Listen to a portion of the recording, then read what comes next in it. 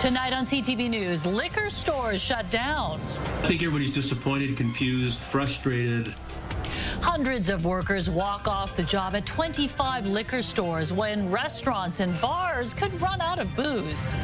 We went from intrepidation to confusion to absolute euphoria 2 times over. Hitting pause on the cull of 400 ostriches, a decision from the Supreme Court of Canada. What's next for the flock? It's been an extremely stressful situation. CTV investigates a scam involving illegal short-term rentals. What BC's housing minister says about enforcement.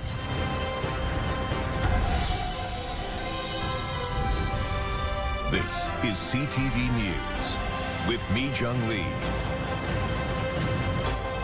Good evening. Thanks for joining us. We begin tonight with a major escalation of job action by striking provincial government workers. The BCGEU strike has been fairly low-key for weeks, but that changed today. Pickets went up at 25 BC liquor stores. CTV's Kevin Chirac is live outside one of the largest liquor stores in the province at 39th and Cambie. Kevin. That's right, Mi-Jung. The store is closed. Employees have been on the picket lines all day. This move could significantly impact BC's liquor industry as the BCGEU pushes the provincial government to get back to the bargaining table. From Vancouver to Victoria, BC liquor store employees took to the picket lines. This is part of a broader escalation after 3 weeks of solid picketing, making this the longest civil service strike in the history of the province. 25 stores across the province have shut their doors, in addition to the liquor distribution branch warehouses that halted operations on Monday. The restaurant industry is already anticipating liquor shortages in the coming weeks. I think everybody's disappointed, confused, frustrated, wondering why we part of a labor dispute we have nothing to do with, but now we're being used as a weapon to try to get a settlement. BC restaurants are mandated to purchase alcohol through the province's stores or warehouses. It is from Mendoza, Argentina. Wine importer Jasmine Montgomery also relies on the liquor distribution branch and says she and others are caught in the crossfire. So they are shut down. They're not receiving orders, which means they're not processing orders, so nobody's getting product, and I don't get paid, okay? So I literally I'm making no money. Despite potential hardship for restaurants and suppliers, the union is calling for their support. We want the support of the restaurant industry, liquor industry to pressure government to come back to the table for a fair deal. On the one hand, they're hurting us. Now they're asking us to help them, and they've never picked up the phone, even explained it to us. So that's not going to happen. Finch says stronger action was inevitable as contract talks have stalled. The last offer from government was 2 and 2. That was rejected by a 93% strike vote of civil servants. Our last offer at the table was 4% in the first year, 4.25 in the second year.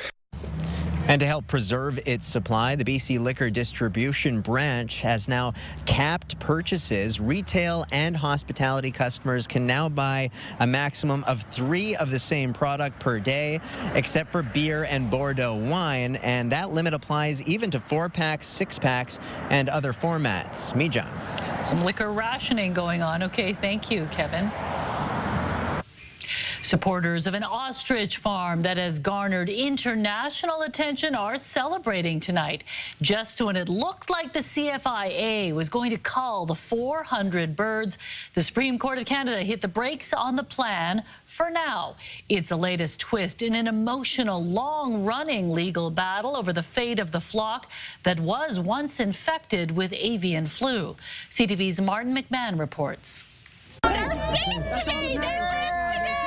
Shouts of joy at the Universal Ostrich Farm in Edgewood, with nearly 400 birds temporarily spared by a stay granted by the Supreme Court of Canada. They live today! Just Omar's going to go through the paperwork, but he said it's been granted from the Supreme Court of Canada. They live today, and we have time. There's some time to figure out the next steps and the next options. I just don't know what to say. I'm so overjoyed. I couldn't be happier. I just want to run and hug my birds, but I can't right now. The order temporarily halts the Canada Food Inspection Agency from destroying the flock while the farm seeks leave to appeal. The stay order only makes things stay the way they are now, but they still have the authority to be here.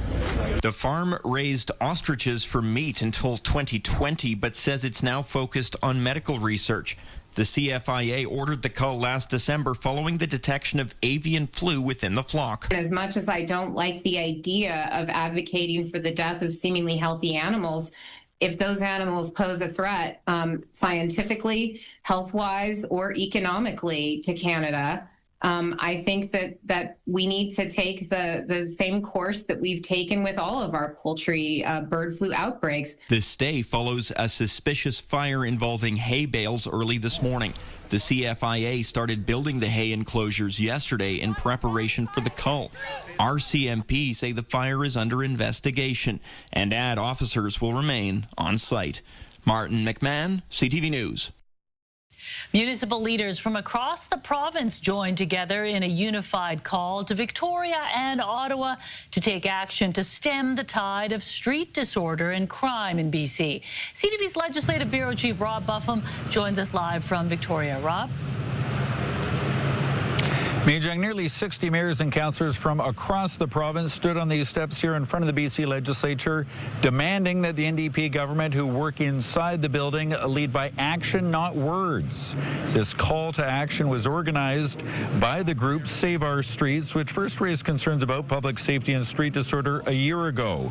The group and politicians, including members of the BC Conservatives, are calling for more Crown prosecutors, stricter bail reform, more effective drug treatment and supportive housing, along with broader application of involuntary care. And they say the province has simply not done enough to address the problem. Our streets, our businesses, our communities, our people are feeling overwhelmed. This is not the British Columbia that our citizens deserve. This should be a priority to deal with that crisis. We are acting each and every day, and in my role of Solicitor General, I must thank the work of police, which is they lead with such expertise and dedication. Clearly, many municipal leaders and business groups across BC don't agree that enough action is being taken. Not only did they rally at the legislature to make that point, but there are 14 resolutions during this week's Union of BC Municipalities meetings related to crime, public safety, and street disorder.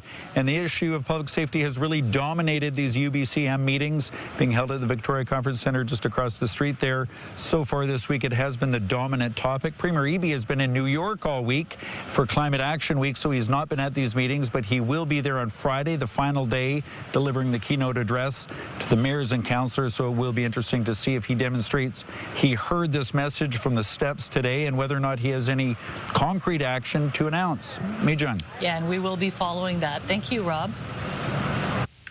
A provincial minister's spending is coming under fire from the Canadian Taxpayers Federation for a $6,600 limo service bill. But the finance minister is hitting back, calling the allegations false. CTV's Isabella Zaffarisi has more. 2 years ago, Finance Minister Brenda Bailey flew to Boston on a trade mission for a life sciences convention, a trip Bailey, who at the time was the Minister of Jobs, Economic Development and Innovation, calls important. We have the fastest growing life sciences sector in Canada.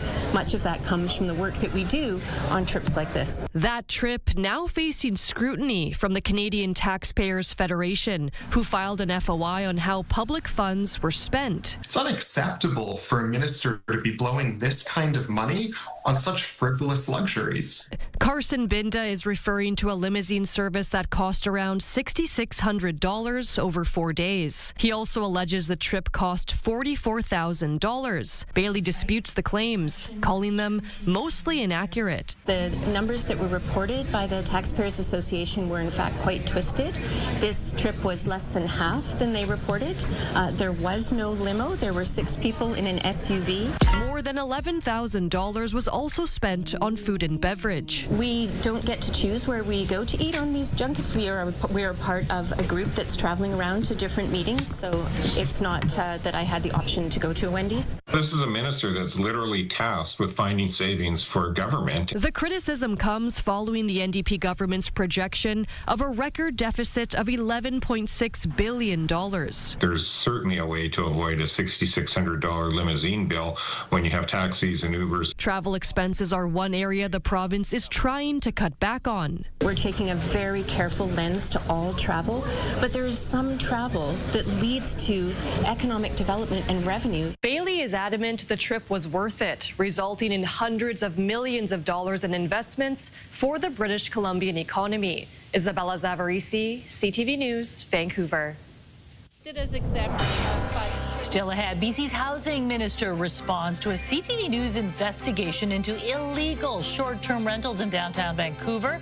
How she says the province is attempting to enforce a new law that scammers seem to be ignoring. But first, let's take a look outside, and it's still gorgeous, nice and warm for the first few days of fall. And it's nice that we can show the camera and we can still have daylight. Exactly. Soon that'll all change, but for now, enjoy it. Yeah, summer is still holding on, but fall is just creeping in there slowly but surely. It's going to come up in the next couple of days. Tomorrow's transition day, so hope you enjoyed today. Here's a look at temperatures across the lower mainland right now. We're looking at 17 degrees at the Harbor, 20 in Burnaby, 21 in Pitt Meadows, 22 in Chilliwack. Look at Surrey, 23 degrees right now.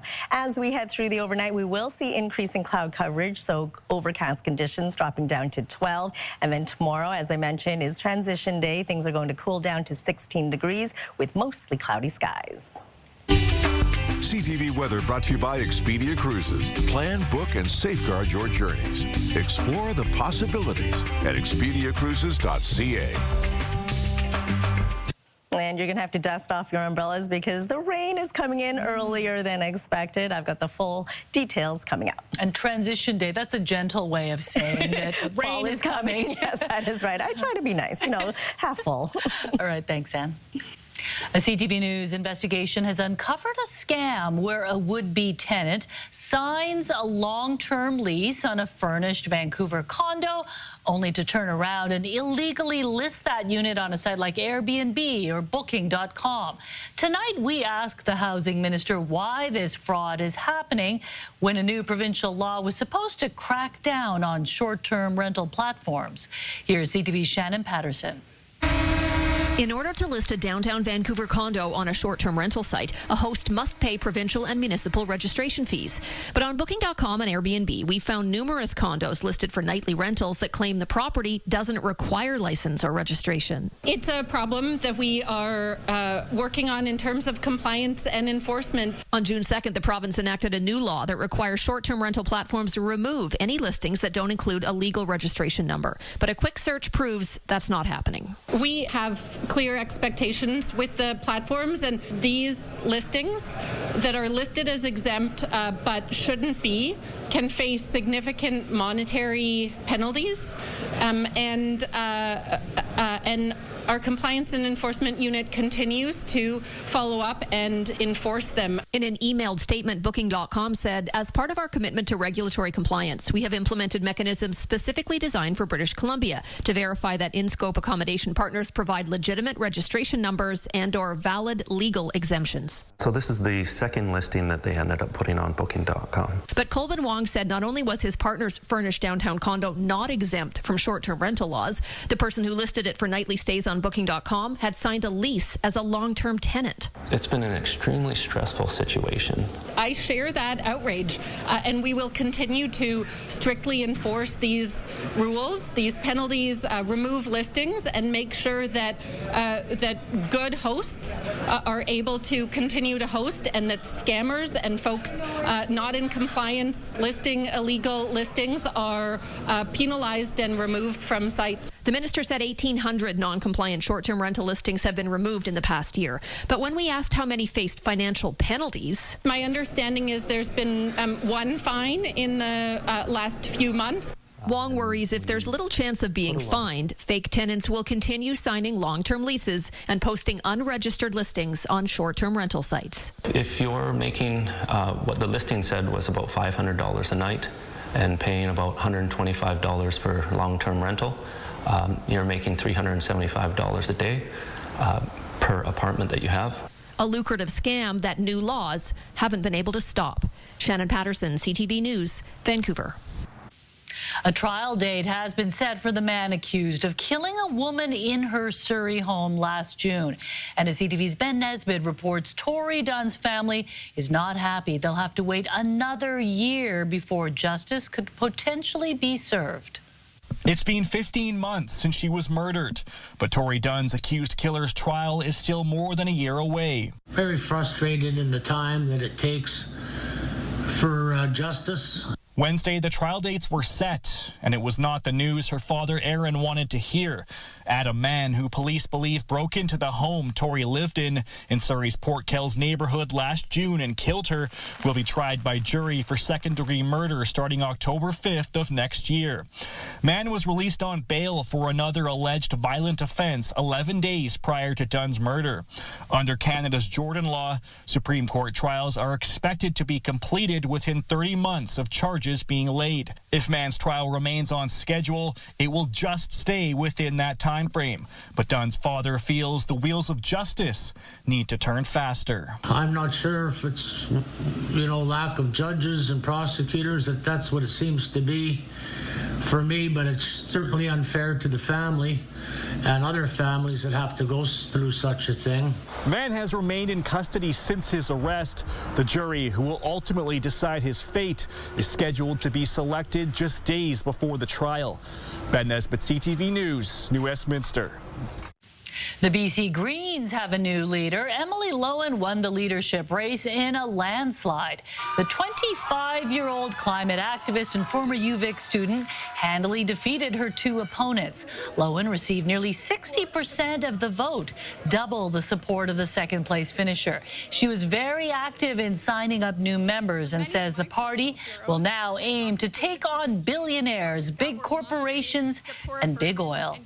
This was truly an electric campaign that brought hope to so many people across BC who are completely disillusioned with politics. So I am honored to have the opportunity now to bring this at scale across BC and do this work ridiculously full-time. Dr. David Lowen says she wants to see the deal that helps prop up the NDP renegotiated earlier than scheduled.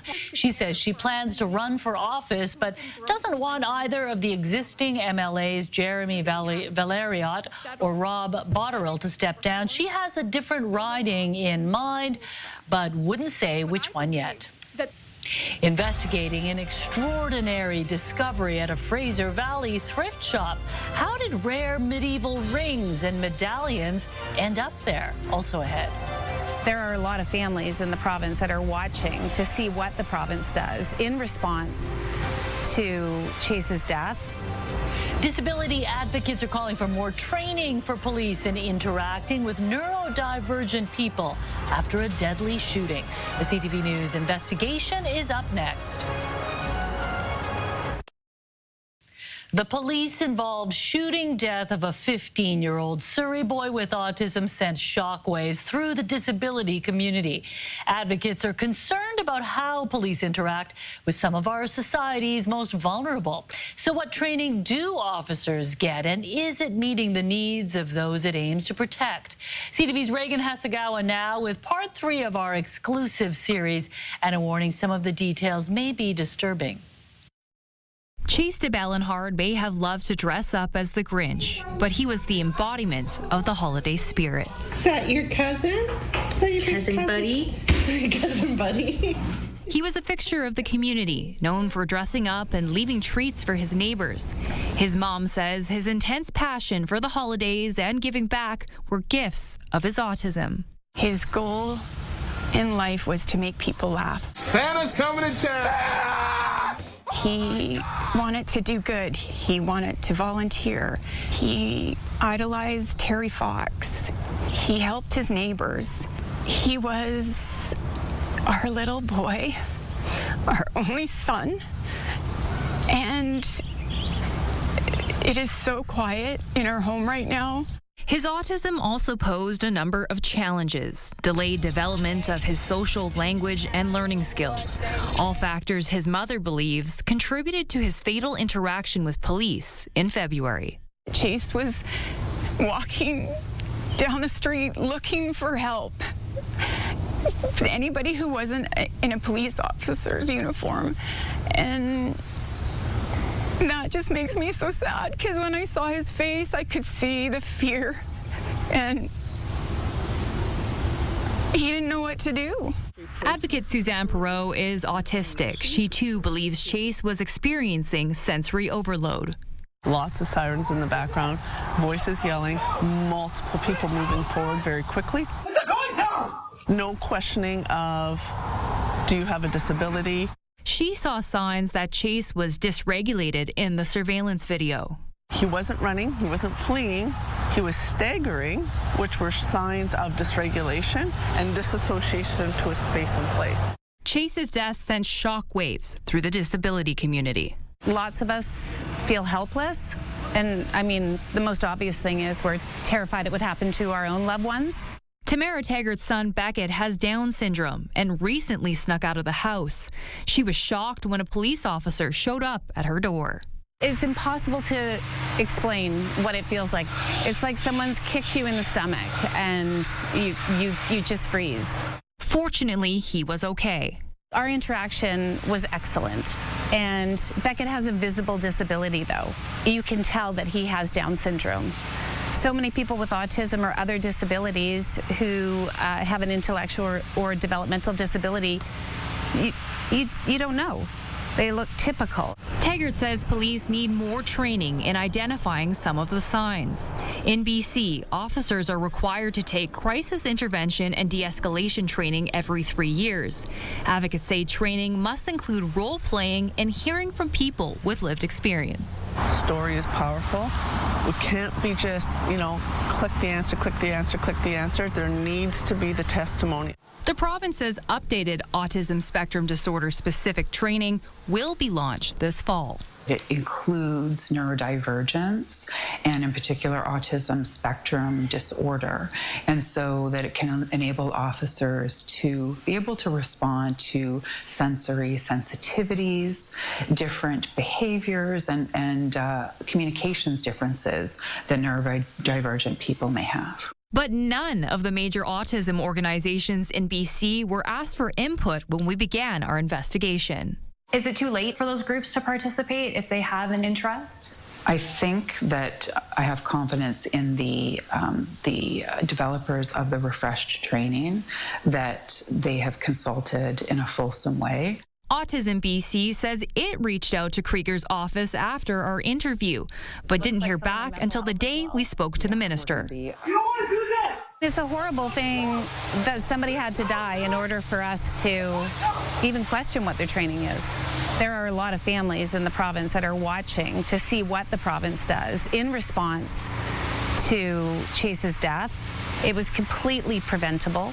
He was in complete sensory overload, and I just wish his final moments on this earth at least had somebody who cared about him next to him. She hopes by sharing his story, no one else will have to experience that again. Reagan Hasegawa, CTV News, Surrey. Our investigation continues tomorrow when we will look at what autism-specific training BC police officers get and what the Solicitor General says.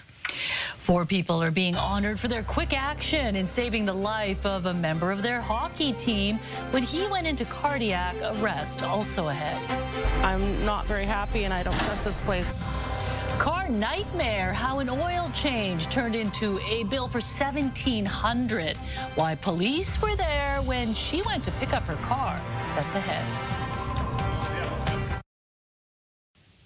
One woman's trip to a Surrey garage began as a $33 oil change and quickly morphed into a $1,700 bill.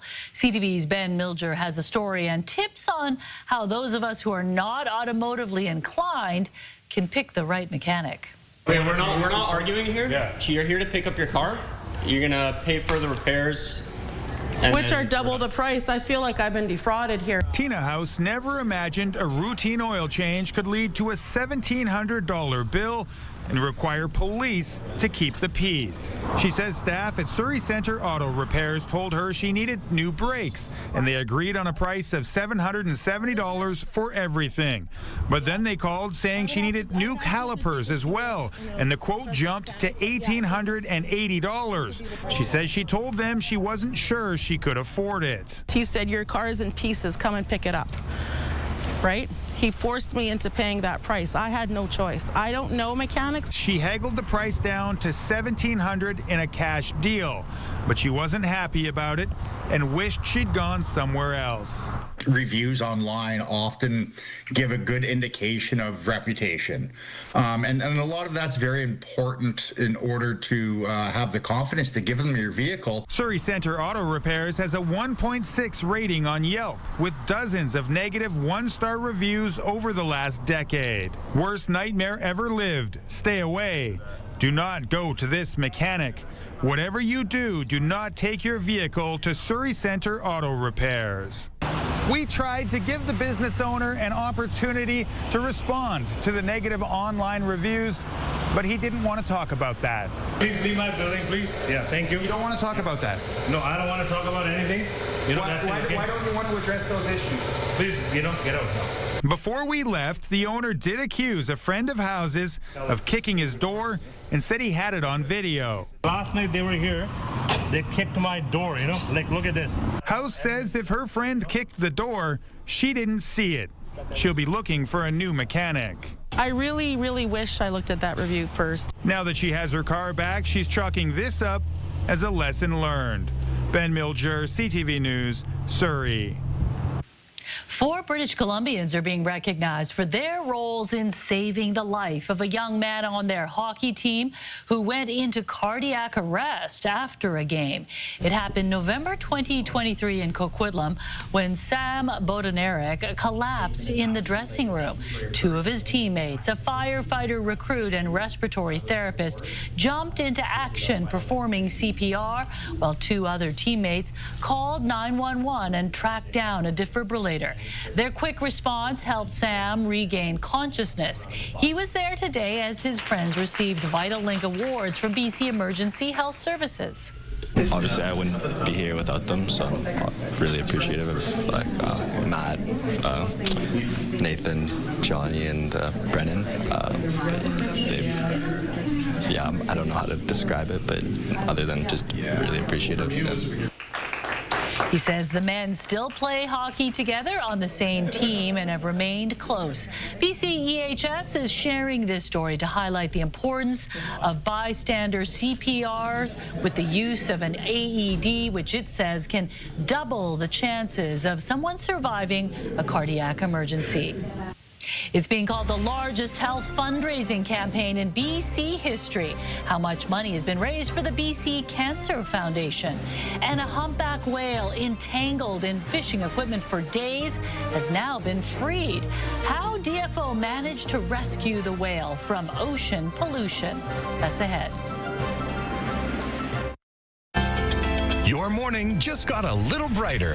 Start your day with CTV Your Morning, and you could win $20,000. For your chance to win, watch CTV Your Morning Vancouver, weekday mornings 6 to 9. A humpback whale that got entangled in some discarded fishing gear over the weekend has been freed. A whale-watching vessel first spotted the huge mammal on Sunday off the east coast of Vancouver Island near Parksville. Fisheries and Oceans Canada got involved and attached a satellite tag to the trailing debris. Today, Vancouver Island Whale Watch shared the update that Fader, the whale, was successfully disentangled with 450 feet of line and gear removed from its body. The BC Cancer Foundation is wrapping up a years-long fundraiser after surpassing its original goal of $500 million. Thanks to 284,000 donors across the province, we've raised $529 million to accelerate research and care in BC. The Beyond Belief campaign was launched in 2022 and is being called the largest health fundraising campaign in BC's history. The funds have already supported more than 120 projects, including the launch of 2 first-in-Canada screening programs and the development of 4 new BC cancer centres.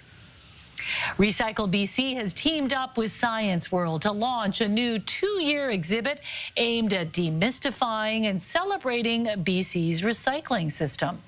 This exhibit is a celebration of the collective efforts of British Columbians. It shows what's possible when over 2 million households work together to keep materials moving in the circular economy. Unveiled today at Science World, the interactive display walks visitors through the full journey of residential paper and plastic recycling, from curbside collection to becoming new products. It runs through September 2027 and is expected to reach thousands of school groups and visitors across the province. CTV News Vancouver has won 6 Radio Television Digital News Association awards for our coverage over the past year, including the award for Best TV Newscast. The winning show was our coverage of the bomb cyclone that battered BC's South Coast last November. CTV News also took home the awards for Enterprise Journalism for an investigation into Vancouver police misconduct, while a series on child neglect in northern BC earned the top prize for investigative excellence. The award for continuing coverage went to our series of stories on struggles in the Surrey School District.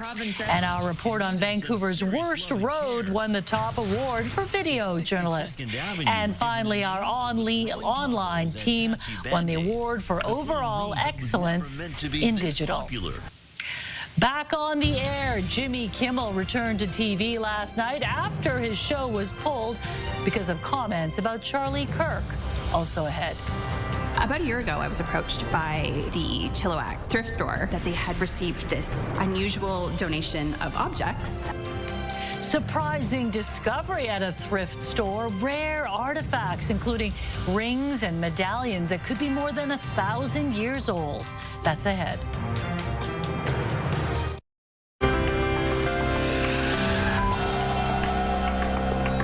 Taking a look at today's markets, the Canadian dollar traded for 71 cents to the American dollar. Oil was up $1.58, closing the day at $64.99 a barrel. Gold lost nearly $48 on the day. Both the TSX and the Dow Jones finished the day lower, down 58 points and 171 points respectively. Canada's largest independent craft brewery is keeping things bottled up, literally, as many of its competitors shift to cans. Steam Whistle Brewery says it's sticking with its signature green glass, even as 70% of its sales now come from cans. The company's CEO describes the bottles as a premium experience and part of the brand's identity. The comments come as Moosehead, Canada's oldest independent brewery, ditches bottles entirely.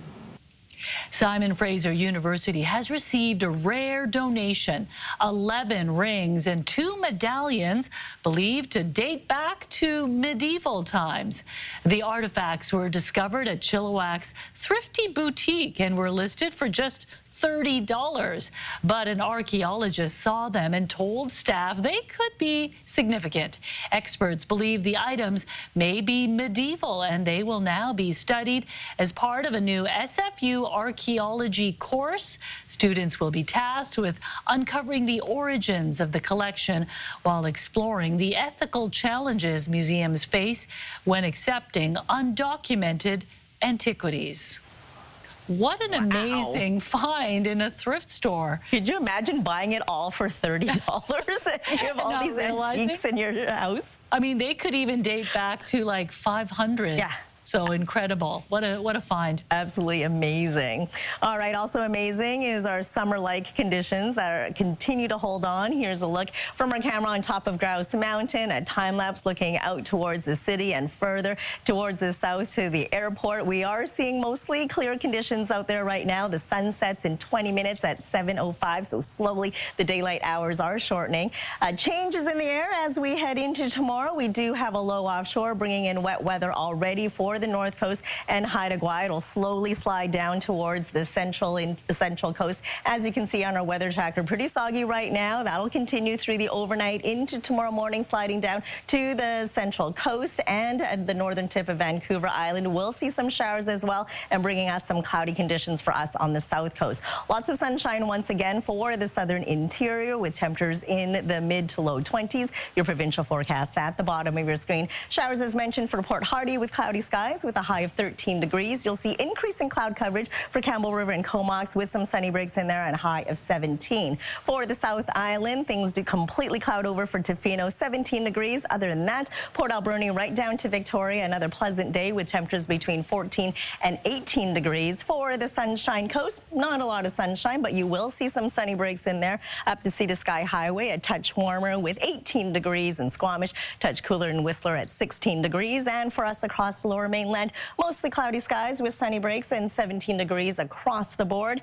Into Friday, we will see some showers dropping down to 16 heading into the weekend. It's looking pretty wet. Light rain on Saturday, showers on Sunday, periods of rain on Monday, and then on Tuesday it does clear up, although briefly, 17 degrees under a mix of sun and cloud.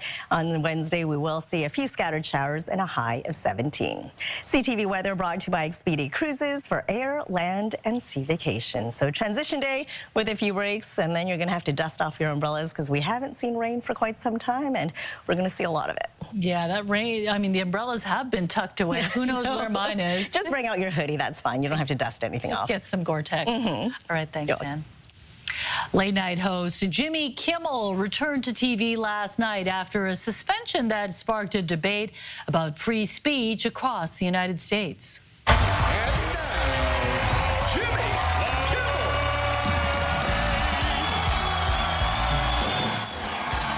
Kimmel defended political satire in his monologue that has already been viewed more than 20 million times on social media. That is in addition to the 6.3 million viewers who tuned in on ABC, despite the show not being available in nearly a quarter of the U.S. The late-night host also became emotional when discussing his comments about the political response to the assassination of conservative activist Charlie Kirk that led to his suspension by ABC.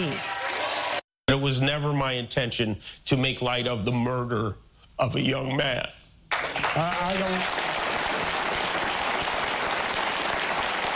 don't think there's anything funny about it.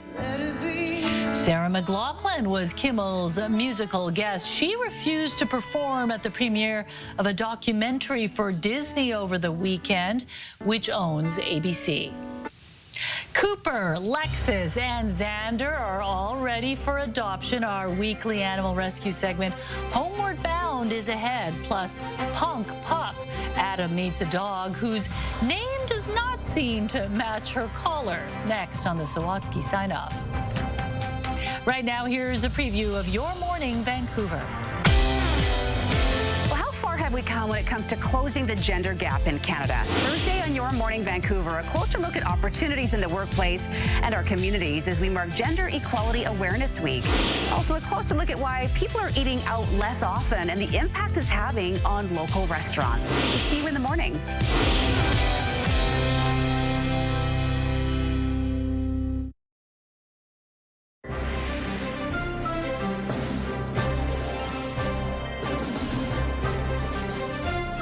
A family in the interior had a surprise guest in their backyard when they spotted a bear swimming in their pool.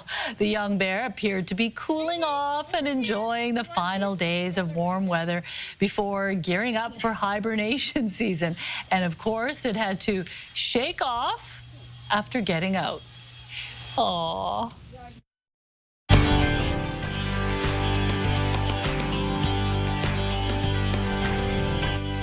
Okay, so So from bears to a different kind of animal that you can have in your home, right? And in your pool. And in your pool, yeah. Okay, it's time for Homeward Bound, our new weekly segment where we introduce you to furry friends from local rescues who are looking for their forever home. Here are 3 from the BC SPCA who are ready to meet their match. Cooper is a Rottweiler Shepherd mix with a big heart and even bigger energy. The 1-year-old gets along well with people and will always be excited to see you. He's smart and eager to learn and would benefit from some basic leash training, though. Cooper is available for adoption at the SPCA Abbotsford Center. Adorable. And Lexus is a 12-year-old senior cat who is ready to spend her golden years in a calm and peaceful home. Shy at first, she is sweet and gentle and has been in the care of the SPCA for more than 150 days. That's a long time. Yeah, she has a few manageable health needs, but is cooperative and takes her meds like a champ. Lexus has a lot of love left to give and is available for adoption at the SPCA Richmond Center. And Xander is a gentle giant. Look at him, looking for a playful companion with a steady routine. The 2-year-old English Mastiff is recovering well from surgery and will need a family that is mindful of his joint health. He has a calm and loving nature and will happily join you for easy strolls. Xander is available for adoption at the SPCA Abbotsford Center. Aw. Okay, one more thing, an update from our segment 2 weeks ago. Emmy, an 8-year-old boxer mix, has been adopted from the SPCA in Richmond. Oh, that's such great news. Yeah, and we can have updates next week about these guys. Yeah, hopefully they'll find their forever homes. Okay, so for more information, head to adopt.spca.bc.ca. We'll get to the Sawatsky sign-off in just a moment. First, Yasmin, what's coming up tonight on the late news? Well, BC has a new multi-millionaire thanks to winning the Lotto Max jackpot. We'll tell you more on that tonight. Plus, new research out of the University of Victoria finds certain psychedelics may help treat brain injuries. We'll tell you those details and why health experts say there is a need for more trials on the subject. Did you guys buy a Lotto Max ticket recently? Because the winner hasn't come forward yet. No, we don't know who the winner is, but somebody became a multi-millionaire overnight. That's my husband. He said no such luck. I might not be at work tomorrow. Right. Well, just as you shouldn't judge a book by its cover, the same rules apply to a pup and its collar. Take a dog in Burnaby, for example. Her punk rock fashion is a far cry from her sweet demeanor and name, as Adam explains in tonight's Sawatsky sign-off.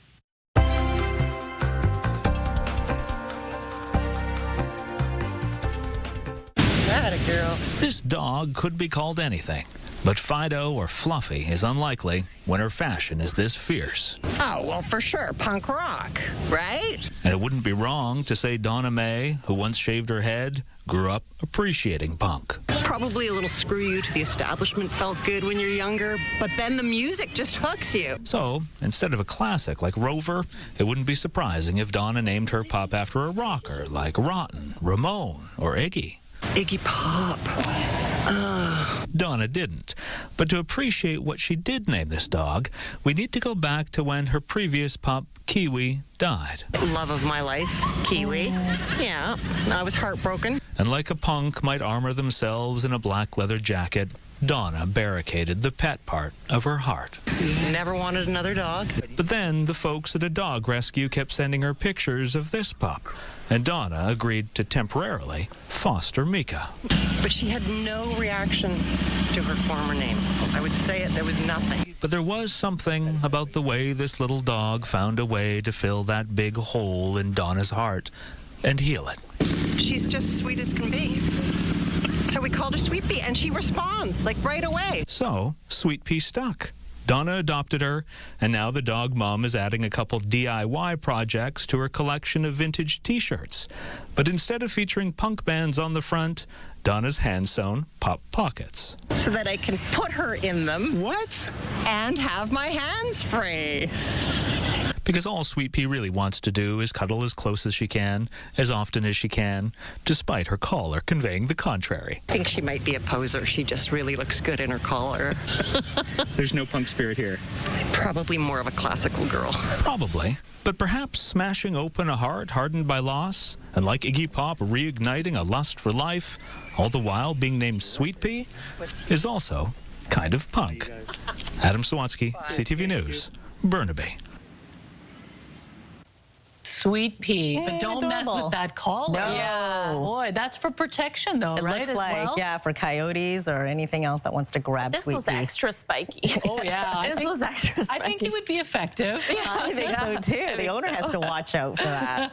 All right, let's take a look at our scenic snapshot for tonight. Look at this guy. A seal sunning itself in Port Moody. Thanks, Natalie, for capturing this candid moment. And we want to see your scenic snapshot as well, so email us at scenicsnapshot@ctv.ca. Wow, you often see the seals in the water, but Yes, not but coming no. up. Coming up, yeah. How cute.